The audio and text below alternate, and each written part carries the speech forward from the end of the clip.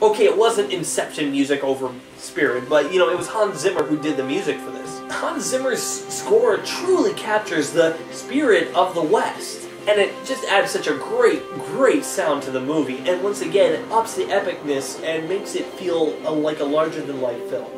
Overall, the music adds so much to the movie and makes it for a unique movie experience. If I was to say what problems I had with this movie, there really isn't that many, and none really big.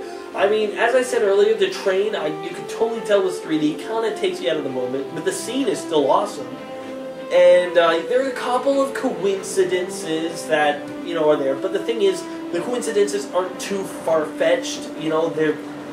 Some of the stuff that happens a little stretch of the mind, but nothing too elaborate, nothing too, like, overblown. So, you know, that's not too big of a deal. And the only other thing is, I would have liked maybe a couple of more lines for Matt Damon to say as Spirit.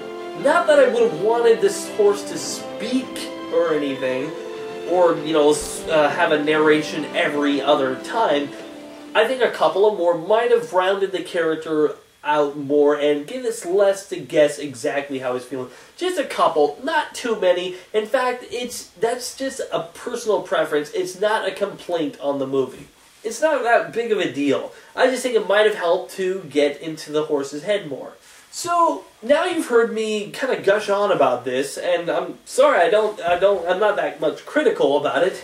I mean, we just had Finding Nemo last week, and I wasn't really critical to that either.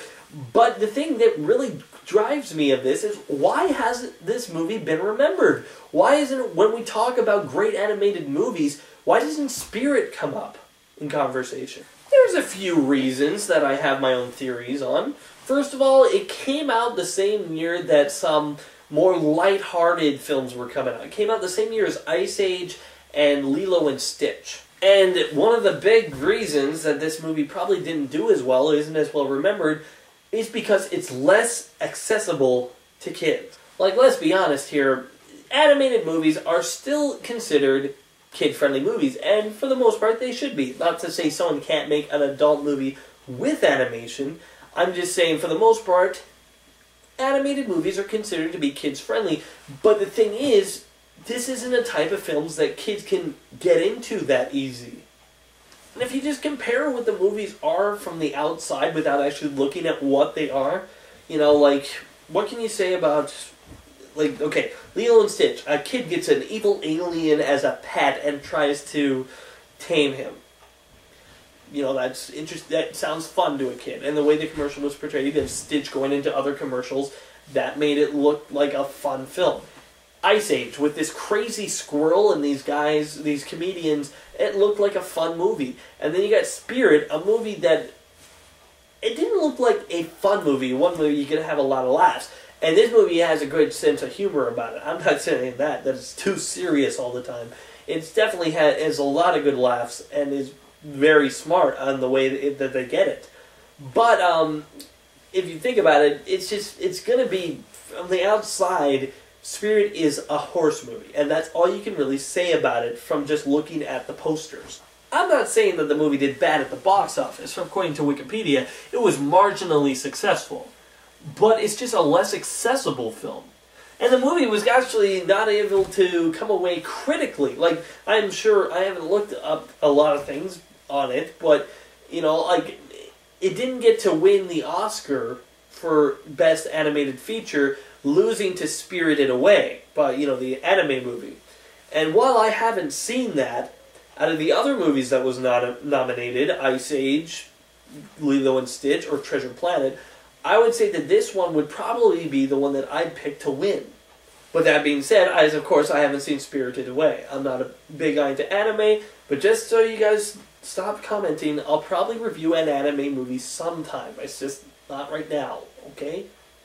But I think a lot of it just has to do with the way the movie is presented. There's no silly songs, no talking animals, in fact, very little dialogue at all. And it's just a less accessible movie for someone to get into. You know, if someone goes into an animated movie, unless it's Pixar, they're going to think, I'm not going to have to do that much thinking, you know, I'm not going to have to pay attention too much.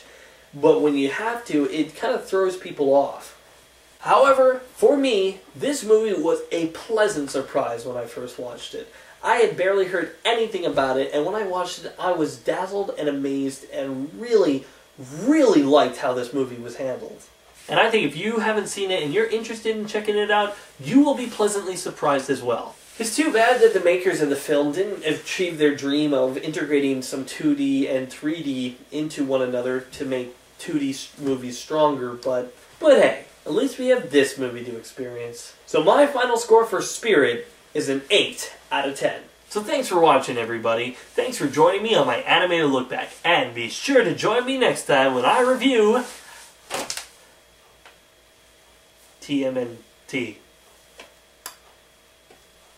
Adios, amigos.